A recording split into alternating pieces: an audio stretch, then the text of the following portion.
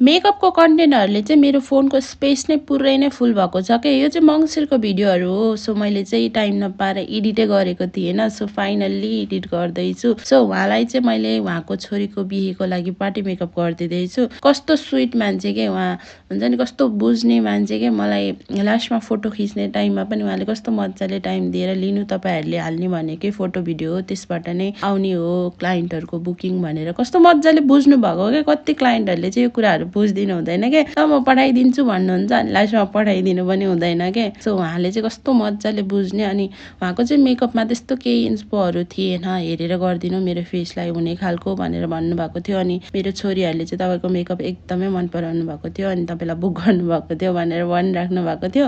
So I मेकअपमा चाहिँ मैले simple brown र अनि गोल्ड कलर युज गरेर गरिदिएको छु। अनि हेयर चाहिँ बन गरिदिएको छु बिहेको दिनको भएको भएर। फाइनल लुक यहाँहरूले देख्न सक्नुहुन्छ। उहाँलाई चाहिँ एकदमै प्रिटी देखिएको थियो। उहाँ चाहिँ एकदमै स्विट मान्छे के रियलमा पनि। अनि मेकओभरको फाइनल लुकमा पनि उहाँलाई एकदमै राम्रो देखिएको थियो। उहाँले पनि मेकओभर एकदमै धेरै मन पराउनु भएको थियो। माघ फागुनको लागि पनि धम्माधम बुकिङहरू खुलिसकेको छ। यदि तपाईँहरूलाई माघ फागुनको लागि कुनै पनि मेकओभर चाहिएको छ भने चाहिँ यहाँहरूले मलाई बुक गर्न सक्नुहुन्छ। Thank you so much for watching. Bye by.